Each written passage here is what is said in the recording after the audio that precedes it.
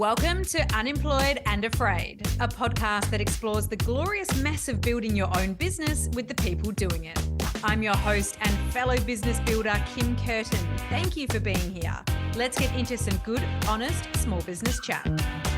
Hello, listener. I hope you're feeling good today. But if you're not, I hope you're being kind to yourself and allowing the gift of perspective that what you do every day is bloody hard and you are a superhero. Before we kick in, let me read to you an email I received from a fellow listener this week. They said, I used to have my own business for many years, but I'm currently working for a big company, which I would say is not filling my cup. The last few years have posed some major things to navigate in my life, and I was not at my most positive. However, one positive of the above job is I work from home, so I can listen to podcasts while I work. I can't really put into words how great Unemployed and Afraid has been. It is so good to hear where people have come from and are going, and the amount of life lessons are fantastic. I have binge listened, and even those I thought did not have much relevance had something. So thank you. You have inspired me to get back to working for myself. I just have to figure out what it is I'll be doing. I have, however, established my core values. Thank you again, and I hope you can keep it going.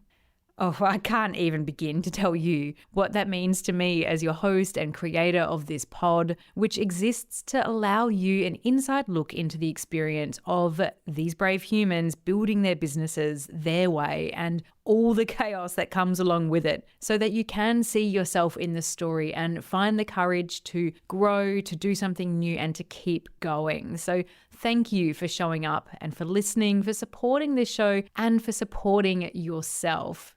My guest today is Maritza Barone, founder of the Guide Your Light podcast network and friend. In the sharing of her business building story, you're going to hear about exploring the curiosities that call to you. We love when those get loud. Responding to the business opportunity that's naturally there.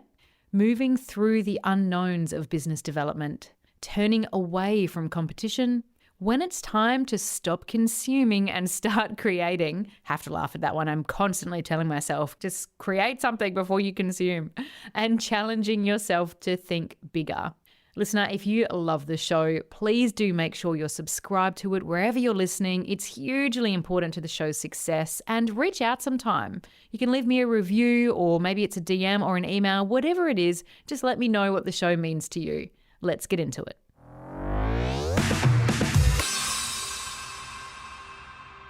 I'm here with Maritza Barone, TV and radio host, podcaster, speaker, and entrepreneur whose mission is to elevate the people pushing humanity forward through sharing her voice to help others share theirs, and through the platforms she creates and is part of. One of those platforms is her well-being podcast, Things You Can't Unhear, which regularly ranks in the top self-improvement podcasts in Australia, in which she interviews leading health and wellness experts and thought leaders to discuss important well-being topics of our time. Another is the Guide Your Light network, the podcast network she founded, which creates podcasts with purpose and a community of impact-led podcasters, elevating voices who are inspiring, educating, and transforming lives. She's worked with Foxtel, Food Matters, Stockland, Triple M, NAB, and more, and she's a fellow Sunshine Coast resident, which I just love. Maritza, welcome to Unemployed and Afraid. I love your intro. Thank you so much, Kimmy K. You are so welcome. I really regret that we didn't do this IRL. I love that we still decided to do it online. We are the most work from home people ever. Absolutely. You definitely get comfortable in that environment. That's for sure. So before we get into some of your entrepreneurial background, I'd love to know how your husband would describe you. That's funny. Well, how would he describe me? I probably drive him mad half the time. But we have been together for a very long time. We met when I was 17, he was 18. So he's probably the person in the world that knows me the most. He would probably call me curious. And I think that is something that I've grown to love over time, is my curiosity. I think that's a big thing. I am heart-led. I think he would call it sensitive, though. He's a very, very sensitive person. But I translate that into being highly emotive and heart-led, which I think comes out a lot in my work and everything that I put forward as well. I imagine your curiosity has led you down some pretty wild rabbit holes when it comes to entrepreneurialism and your business. Can you tell me about when that entrepreneurial bug bit for you and what your first few steps were? How did you get here? Look, my parents, when I was growing up, were always very entrepreneurial. They always had their own businesses. So I had that example to look up to. And I didn't realize it at the time. I just thought that that's life and people have their own businesses and they do really well. And then they struggle and then they do well again. And there's that momentum that's always there and that creativity that's always there. And it's funny because my sister went in one pathway, which was the whole corporate world and climbing up those ranks. And I followed in my footsteps. I was always very entrepreneurial, even from the age of like 10, 11, 12, coming up with little business ideas, and in my teens, creating necklace businesses and thinking of marketing strategies to help launch them and put them out into the world. And I was always very creative like that. I love to birth ideas and make them tangible. So I suppose, yeah, it was ingrained from me from a very young age. I did go into my career and work for other people. And to be honest, I think you and a lot of your listeners would probably attest to this. Working for people is not for a lot of entrepreneurs. And over the span of 10 years where I worked for other people and had that experience, which I would never regret because I learned so much, I know very much about myself now that I need to be in the driver's seat of what I'm creating. And that's where I'm most motivated and most inspired to not consider what I do work, so to speak. I can completely relate to this. I think you just described it beautifully. I have a real utopian view of working for myself. And in that way, it's like, how do I work completely for myself, but with other people? Because I do like to have that, let's bandy around ideas. Let's kind of get to a solution quicker. Let's sense check together. But also I don't want to manage them. So it's a very small bubble of opportunity. We have our cake and eat it too. Exactly. We can do whatever we like. And that is the great thing about business. It takes work, but we can get there. I want to talk about, I guess, what drew you firstly into your business of podcasting. So your podcast, your network, what came first and how did it fit and where did it go? Well, it's always been a little bit of that experience that leads you into a certain direction. And it's interesting how it sort of worked out for me. I've got a past in media and production, which you talked about when you introduced me. I've been in the industry as a presenter, producer, radio host, name the media elements, and I've worked in them in some capacity. And I realized what a competitive industry it was at one stage of my life. And I got to a certain level after working so hard to get to this level in my career. And I realized that I wasn't actually enjoying it as much as I should have been or as I thought I would be. And I felt like the scripts and the briefs that I was being handed on a day-to-day basis through my work were just not reflecting the voice that I had within me. And I really had to sit with that for a while and figure out, do I continue on in this industry that I've worked so hard to build myself up in, or do I just completely pivot and find a different industry to work in? I knew I had the skill set to do it. I enjoyed doing it, but there was something missing. And it was my personal voice that was missing from everything that I was doing. I was working in radio at the time.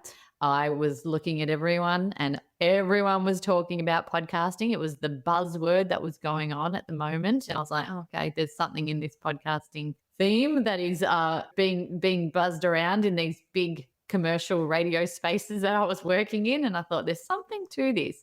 And I was also hosting a wellness TV show at the time as well.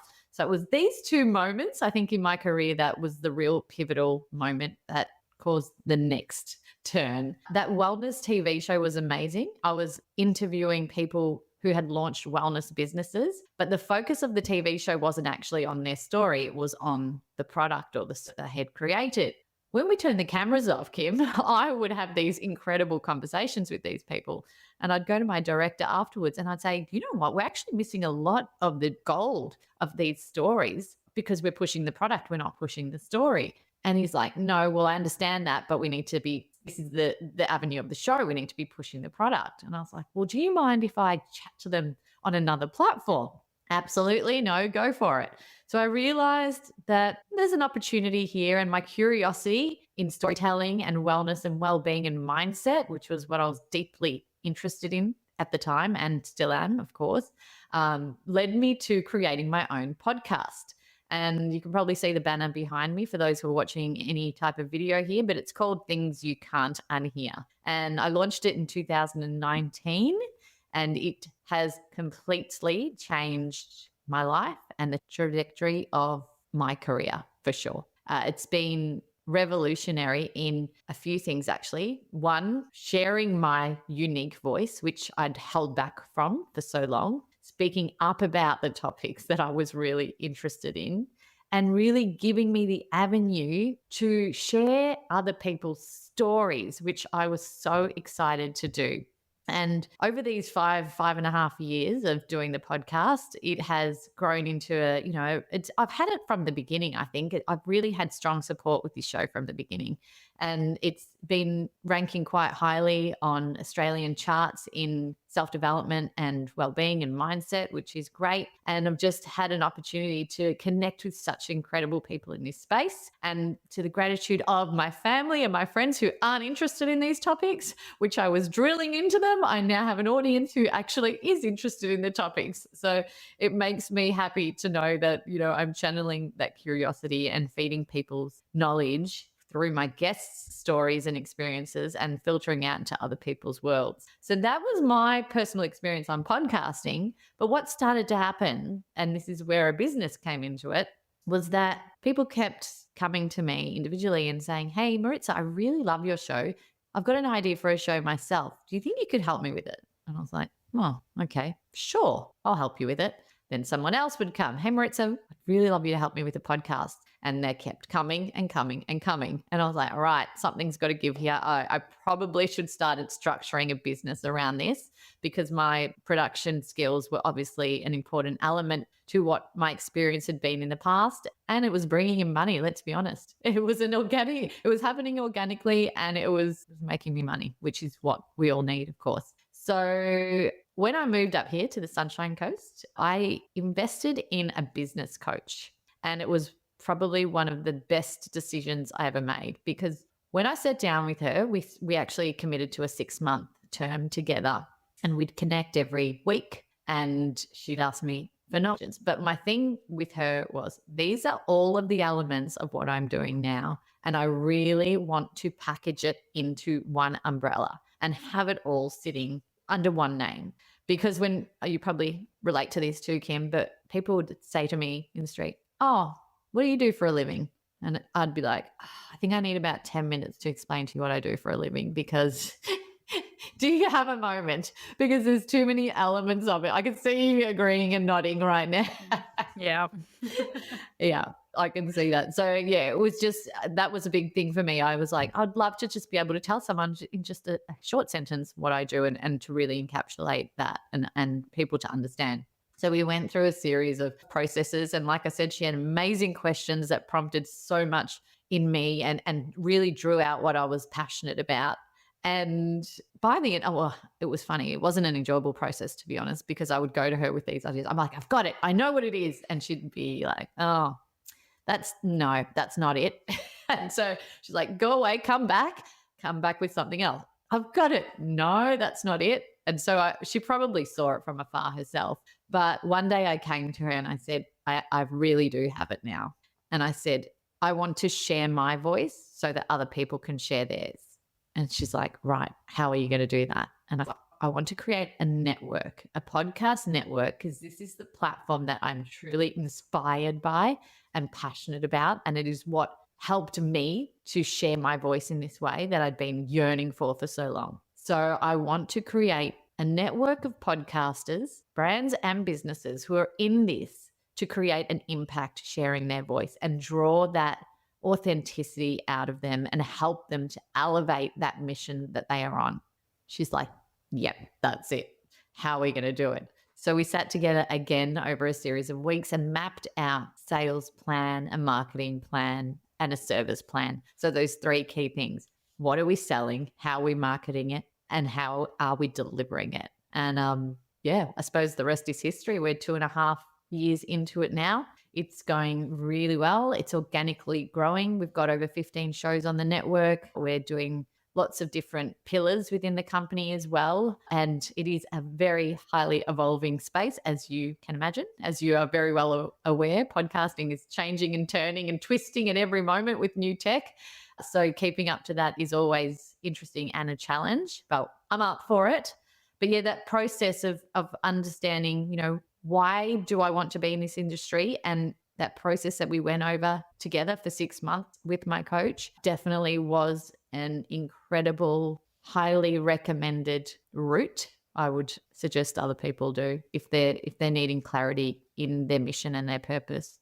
I had to laugh, particularly, two parts. The first part was, yes, I absolutely have to laugh when trying to explain to people what I do. And I quite often for myself, because I know you'll relate to this, I just say, I work in podcasting, and I wait to see what they say because it helps give me a little bit of an insight of what the general population and cultural tone is around podcasting. And it's amazing that the response is usually, oh yeah, but like, what do you do for a job? And I'm like, no, I'm a professional podcaster from the fact that I create, but the fact that I'm also actually an advisor as well. And just seeing the kind of like, oh, wait, hang on, what? It's really, and really how do you interesting. make money, Kim? Do you get that question a lot? All the time, yes. And do I make money to make a podcast? No, not really. That should be what most people actually understand about doing it yourself. But no, it's funny because it's an industry that, is a little bit misunderstood because it is still growing up. But the listener gets so much of me talking about podcasting that I won't wax lyrical on that all the time. But the other thing that I laughed at was when you explained your experience of, I've got it. Because I must have one of those, oh my God, I finally got it moments every 3 or 4 months now. And I look to my left here, probably opposite side on your screen, and I see just the statements and things that I've written that help me describe what it is that I do to a market to make it easily understandable. And that I've got it moment happens so often. And then you run with it for, a little bit, and you kind of map things out. You map out mission statements, or you map out value systems, service offerings. You think about how you're going to go to market with it. And then all of a sudden something doesn't feel right, and you change it again. And I think that's a really interesting feeling that's often not talked about in the experience of entrepreneurialism. I think so many people expect that you come into being in business for yourself and then, find it's going to be this. And now my job is to just make this thing happen. But often it is actually a discovery process of it. I think it might be this. Now let me go on a journey to figure out all of the versions of that it could possibly be, and follow them and scratch them off, and follow them and scratch them off until you get there. And not enough people know that going into this gig, because I imagine that experience for you was just like it was for me. It's quite scary because, and especially because you invested in a business coach to go through this, so you're accountable. It's scary to not really know where you're heading. And I think that's where the business coach is so valuable, because you can, as like you said, you've got these moments and you run with it, and then you probably waste 2 or 3 weeks building this amazing idea, and then you're like, oh, probably wasn't it. When you've got someone to bounce off, and you've got someone to listen to your ideas and probably see from the outset, oh, maybe it's not as strong as you probably thought it is, it's perfect, because they save you time in that way. But the biggest thing for me, I think, is understanding, and I actually have it written down on my desk. There's a couple of notes. I'm a bit of a post-it noter as well. And you need constant reminders of why you're doing things and what purpose you're serving. And really, any business needs to ask themselves this question at any time. What problem are you solving? What is the problem that you are solving for other people? And lead with that at all times in your marketing, because that's what people want, their problem solved. But half the time, they don't even know what their problem is until they see the problem right in front of them. Yes, I have that problem. I need someone to help me with that. Thank you. I will buy your services. Oh, I will connect with your community, or I'll listen to your podcast, or I will buy your product, whatever it is. So that is, what problem are you solving is right here on my little post-it note that I always tend to come back on. And that's something that I worked heavily with on my coach, and created a list of questions. Had my ideal target market, my avatar in my head, and I listed a list of problems that they could potentially be feeling and experiencing. they're also up there, and I direct everything to those questions and how I can help them. Now, we were talking before we hit record about your business and how you're tweaking who you're pitching to. And so that sometimes also needs to reflect the questions and the problems that come up, because I've done the same too. I started the Guide Your Light Network focusing on individual creators and reaching out to those voices who were very similar to me, who had been held back in speaking their truth and being authentic and speaking from the heart. And then I pivoted into a more B2B model as well, as an addition to that. So you needed to change your wording on your comms and on your website and all of your socials to reflect that, to attract businesses as well as individual creators, because I did realize that there was a whole other opportunity of income and prospective clients that I was missing out on. So yeah, tweaking constantly, innovating constantly. And it's not easy. It's time consuming. Like you said, I'm no longer a one-woman show. I do have a team of contractors that I have on board that definitely have helped ease the load, and delegation has been the biggest key to my growth, 100% certain. But in terms of the strategy and direction of the company and the way that it's going, it's definitely all me at this point. And so you have these amazing ideas, but then it's the execution that takes time to roll out. And it can be hard to tap those things down and put them into the right little holes and figure out when the right time is and when to strike that iron at the particularly correct time that's going to suit the needs of everyone around us. And I wish I could just do them all at once. As soon as that idea pops into my head, I wish everything could just be executed all at once. But unfortunately, reality hits and time is a factor. Yeah, you couldn't be more right on that. I really resonate with the desire to have my ideas done and dusted the second they enter my psyche. And thank you for being a fellow Post-it lover. The listener will probably know this if they listen to more than one episode of my podcast. But I just did a quick scan of how many I can see in my eye line right now. I have 28 Post-it notes. Oh, wow. Okay. Look, I think you're going to need a bigger piece of paper at some point, Kim. I know. Look, some of them are very, very basic. Some of them might be the code for my color, for my brand color. I keep on hand because it drives me nuts having to remember what that is every time, right down to like self-statements and visions and ideas and all sorts of things. So yeah, I like to have that around. It's kind of the equivalent of having people to work with to kind of remind you of what the vision is, or an overarching company vision. I want to delve in a little bit to some of the things that you just talked about, though, in terms of getting yourself out in market, differentiating, because it is not true that everyone has a podcast. That's a very false statement that we're both pretty passionate about breaking down. It's very not true, but it is also a hugely competitive market, podcasting, when it comes to creating, but also as a network, even in the business of podcasting, it is still highly competitive despite really only just being at the precipice of its exciting journey. So how do you market yourself to stand out in that competitive landscape to get people to consider you as a network of choice? You know what? This word, competition and competitive, has really been a theme in my world the last couple of months, I think. And I had a conversation with someone a couple of days ago at a business networking event, and he was in the property world. And I said to him, "Oh, do you know this person?" Because they were in the same industry, in the same suburb. And he said, "You know what?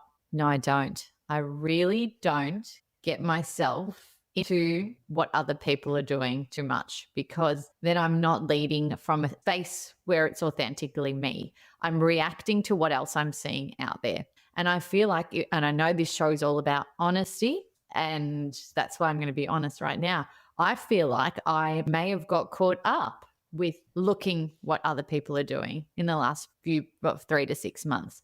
And it can throw you off track, Kim. It can totally throw you off track, because I'm so clear in my mission and my vision, because I've done the work of what I'm wanting to see and where it's the plan for the 3 to 5 year plan, that when you start to look around and go, "Oh, what are other people doing? Oh, I'm not doing that. Why aren't I doing that? Oh, I should be doing that."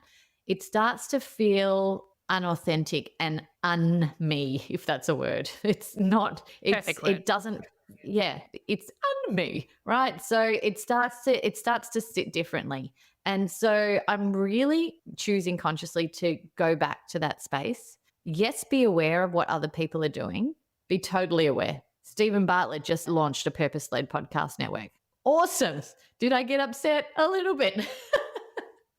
But then I said, oh, maybe I'm onto something. If he's doing it, I'm definitely onto something. This is amazing. I could have just sat there and gone, oh, someone else has done it now. I don't care. I'm not going to follow my dreams anymore or worry about my vision or my mission. What I did was realize there's definitely some excitement around this. There's going to be people bigger than me and smaller than my audience doing it. And it's okay because everyone's mission and vision are different.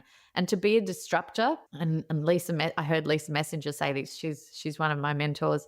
She said when she disrupted the magazine industry, she knew nothing about magazines. And she kept it that way because she was able to, without comparison, go in and go, I'm going to create something completely new. And I don't care if it fits the norms of the industry. And in fact, it's probably better if it doesn't fit the norms of the industry, because then I will create something completely fresh and new. And so that's where I sit with that question. And I know it's probably gone into a completely different direction and in what you were probably hoping. But if I was to answer it in a different way, it would definitely be around the storytelling element and the uniqueness to self and that heart-led mission of purpose. True crime podcasts are not my niche. That's not what I aim to share here. It's that element of being able to invoke a feeling of transformation, education, or inspiration in someone that the people that I invite onto the network are part of. That's the shared value that I want us all to have. I think you've taken it in a beautiful direction, and that is always the purpose of conversation, isn't it? To see and allow a conversation to go where it needs to and become such a valuable piece of learning. I think you've tapped right into there something that I've been turning around in my mind a little bit, this echo chamber. Actually, just today, the day that we're recording, I released an episode that talked a little bit about LinkedIn, and this will make sense to you in a moment, because I talked about the danger in LinkedIn of echo chambers, because I am a podcasting professional, so I engage with podcasting content a lot because it's the first thing I do every day. What's in the news, what's in the feed, what's happening, what's going on with the industry. And so I'm teaching my algorithms every single day that I am incredibly interested in the podcast industry, which means that then what I get fed all day, every day is people in my industry making their opinions and sharing their insights and promoting their services. And so I have inadvertently fallen into, I think, what you're talking about, which is that echo chamber of being competitor, like hyper competitor aware without even really meaning to. It's kind of moves from that, just that conscious, let me check out what's happening out there so I can understand my industry, to I'm engaging with this content all day long. Something subconsciously now is making me doubt my own position and my own opinion of it because I'm reading everybody else's before creating my own. And I just think that's something that happens to so many of us. And technology does not help us. Algorithms do not help us because we engage with things that we're interested in. And so therefore that's all we get served for a while. And it's very hard to be critical thinking in that sort of a space when it's coming at you. So I really resonate with that. And yeah, more power to you for recognizing it and going, okay, that's cute. But what am I doing? Like, what am I creating here? And what am I doing from my own voice? That's the thing we have to do. We have to constantly, as professionals and as business owners, move from consuming information to creating and to sharing what it is that we're doing, and just kind of putting everyone else out of our mind, because, geez, we can psych ourselves out if we don't. It's pretty scary. On that note, I agree. And on that note, there was something else that you actually shared on a LinkedIn post, mind you, that resonated too, or it was either an Instagram or a LinkedIn post, one of the social chats. But you talked about doing online courses and signing up to them and not actually completing them or getting stuck in them, and then learning that we're not trusting what we already know as much as what we should. So there's so much that we already know, but we feel as though we need to be constantly consuming more education and knowledge and beating ourselves with all of this rather than tapping into what already exists within us. When you shared that, I was like, absolutely, hell yes, Kim. That is exactly how I feel right now. And I think it's an important thing to note as well. Oh, I'm so glad that landed for you, because I had turned that around in my mind for so long. Like, how do I share this? Because also I'm someone who creates resources for people as well. So it's like I'm also adding noise to the market in terms of like, oh, if you want to, for example, create a fantastic guest strategy, like a strategy around how to treat your guests like the royalty they are, like that's something that's really important to me in my process of the pod of what I'm doing here. And it also goes a really long way in terms of creating a lot of people around me in my community community that want to see the show succeed, so then get around it, right? That's a really valuable resource. Then I want to go and put that out into market. So I also, like so many people, have the issue of, I'm a bit frustrated with the volume of masterclasses and webinars and learning that's out there. That's rubbish. First of all, there's a lot out there that's rubbish. So I have to sift through, and then I find the stuff that's really important to me. And I'm like, oh shit, now I have to watch this before I can create anything. And then I make my life harder for myself because I create this endless to-do list of courses that I need to do in order to feel confident to do the thing that I never do. So it gives me a reason to hate on myself, right? So then there's all that. I think a lot of people will resonate with that. And then I also have the other side where it's like, I'm also creating resources to go out in there. So it's like, this two, Correct. very opposite things that can exist in the same space. It's like constantly holding it. Yes, it's amazing. We're in a world now where we can access so much learning that can make us better entrepreneurs, that can make us create better lives. That's fantastic. We can also create it, which helps us share our knowledge and be paid for that incredibly hard-earned knowledge to be able to, make a living and support other people. But then, we also have the pressure of taking everything outside of ourselves constantly and being like, if I just had this thing, I would be better. If I just had this piece of knowledge, I would be better. And we don't deserve that. I think the key to this is weaving in and out of it when you need it, to be honest, because obviously education serves its purpose. Courses serve their purpose when you need them. Coaches serve their purpose when you need them. I remember when I first started on a personal development journey of my own, and that got me curious about sharing on this topic, the things you can't unhear. And I remember just consuming so many books, so many personal development books. I could not get enough of it. And then all of a sudden I finished the last book and I said, I cannot read another personal development book. What I need to do now is integrate the knowledge that I have learned over that space of time by reading those 50 books. And so that space of time after the constant filling up of education and knowledge is the important part, is how you're actually going to use it and interpret it into your own world and into your own life and business. And that's where the gold is. So I think if we're constantly consuming and learning and not actually sitting with the content and figuring out how we're making it our own, that's when we can get caught up in the overwhelm. Absolutely. You've nailed it in one. I want to shift gears just a little bit to your experience around, managing essentially like an agency type model in terms of the scale of work. For those who aren't in the podcasting industry, they might be like, what is a network and what does it mean? And what does it, what does it deliver? So without going into too much of that detail, I can basically explain it as it's very admin heavy, like a lot more admin heavy and project management relative than people probably realize from the outset. So take me into that side of building your business. So building up the systems and processes and structures. What have you put in place that's helped you, or what have you learned through putting the systems and structures in place? Yeah, this has been a huge game changer, to be honest. When I decided to build and grow this business, there was a moment when it was growing quite quickly that I was very overwhelmed with all of the admin stuff and managing clients and email. My email inbox was just peaking and I was like, this is not fun at all. I did not sign up for this. I am not sharing my voice so that other people can share theirs right now. This is not, it's not working for me. So yeah, systems and processes were massive. And for someone who is not a very systems and processes type of gal, which I'm sure many of your listeners can relate to that as well, it's important to actually just do it. So obviously an accounting software is integral to anything. That's like first step, because I didn't have that. I had a trusty old spreadsheet that I would manually enter all the information into, and if I forgot something, then it would play on the mental load in my head. So an accounting management software.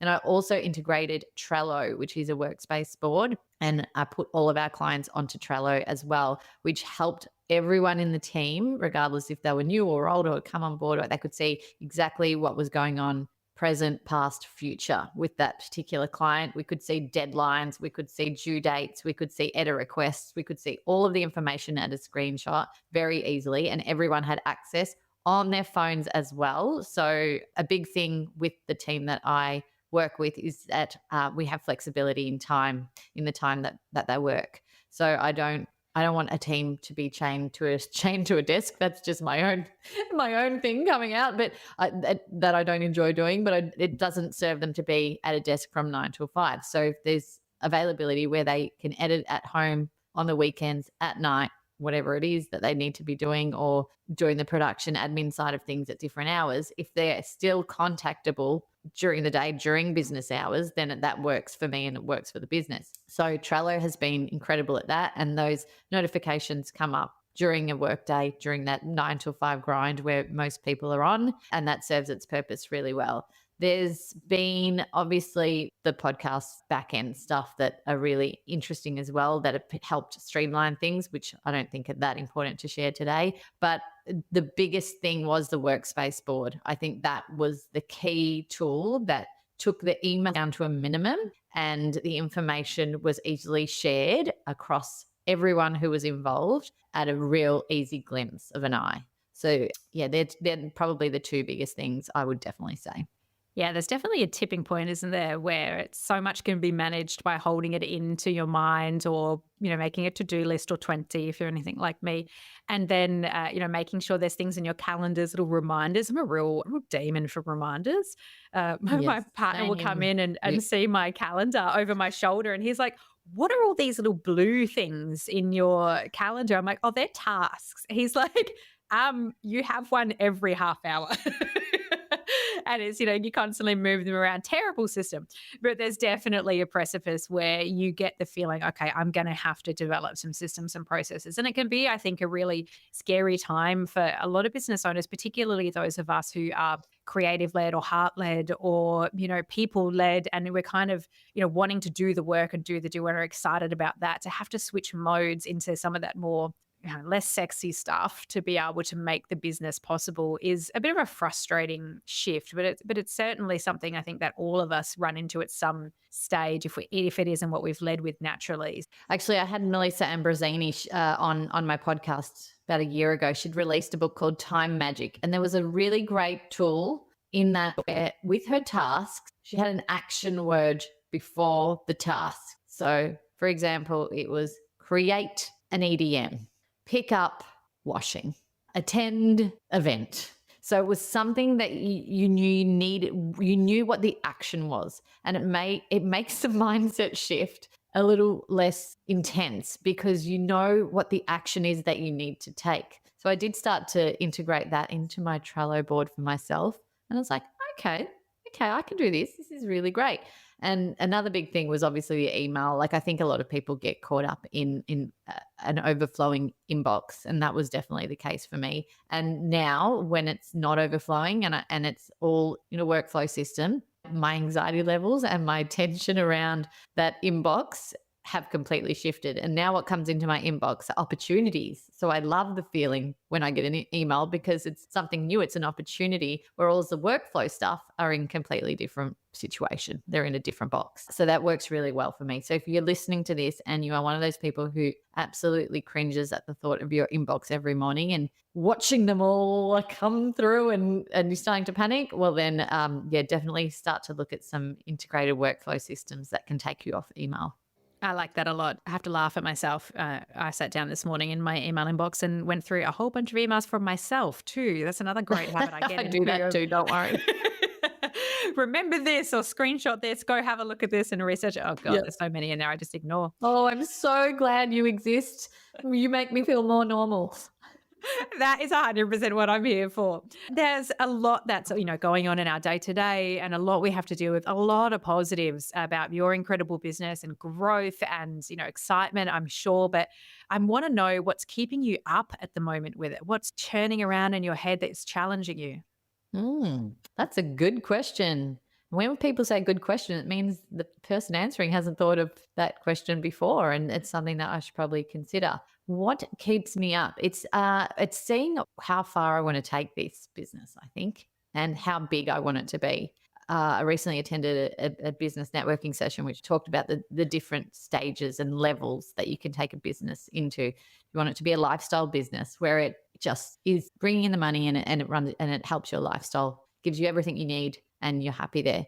Or do you want to move to the next step and do you want to scale your business and grow it and go from 5 to 6 figures to 6 to 7 figures to 8 figures and beyond? Do you want that big empire? And the third stage, I suppose, is exit. Do you want to build your business and sell it to someone who can grow it at a further rate.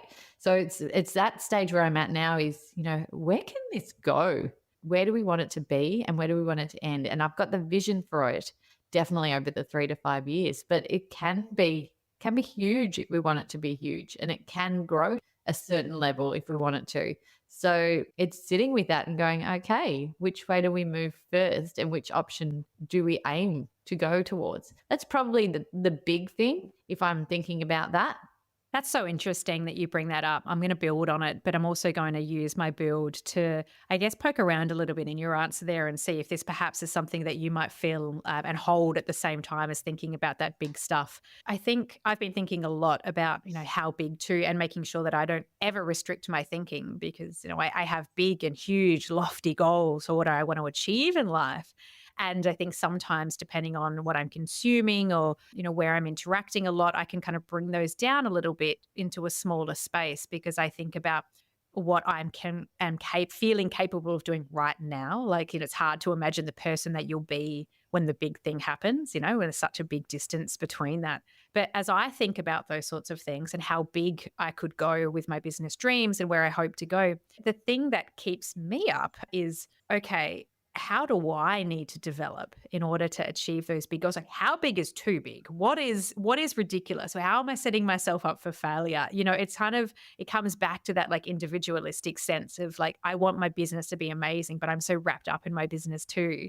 How do I become amazing as part of this as well? That's a lot of the stuff that I churn over. Are my habits on the day-to-day basis setting me up to be successful? I'm not talking about being like a 4 a.m. club bro, like get everything done before 8 a.m. I can't subscribe to that kind of energy. But it's like, how do I grow myself and my headspace and make sure I'm not thinking too small, in myself to be able to achieve those big things? Has that played any sort of a part in your experience of thinking big? Oh, definitely. And, those limiting beliefs definitely come in. Am I equipped to run a business with 100 staff? Do I want to run a business with 100 staff? Is that something that's in my capacity? I journaled this morning. I haven't journaled for a while, actually, and it's probably a great resource to tap back into whenever you need to. But it was those things, those questions around, and I listed all of my limiting beliefs and I looked at them afterwards and I was like, they're ridiculous. And you know what? Probably everyone feels at some stage of business is, are they good enough to pull it off? Is the dream too big? Is the idea worthy?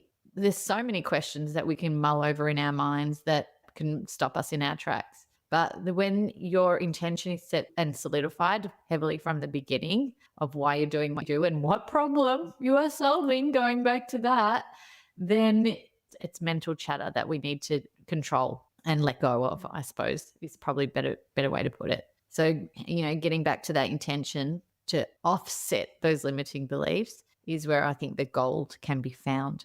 Absolutely. Maritza, I am definitely feeling like we're at risk of talking for a very, very long time here. We tend to do that. We do tend to do that. We often will catch up for a quick chai and it's a 4-hour conversation potential. But you have shared so much really valuable insight into the journey of your business and how you've approached it and how it's challenged you. And that's such a gift to give to the listener. I think there's just so many incredible things to take away from our chat today. And to thank you in some small way, how can we help you to grow? What can we do to support you? Oh, what a beautiful question.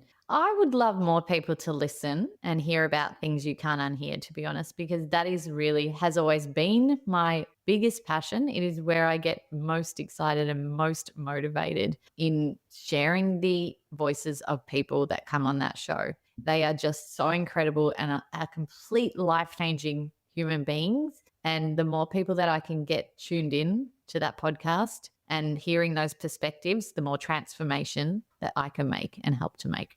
Beautiful. I couldn't agree more. And I'll make sure to have the link to the show in the show notes where the listener can always expect to find links to get in touch with you, listen, do more, all of those things. So I'll make sure that's in there. Maritza, it has been such a pleasure to hear your business building story. Thank you so much for joining me. Thanks for having me and asking the fantastic questions as usual, Kim. Thank you for listening to Unemployed and Afraid, the podcast for small business builders with your host, me, Kim Curtin. If you love it, you can say thanks with a star rating and a review. And of course, join the community on Instagram, TikTok, Facebook, and LinkedIn. Find us at Unemployed and Afraid wherever you're hanging out, and I'll see you there.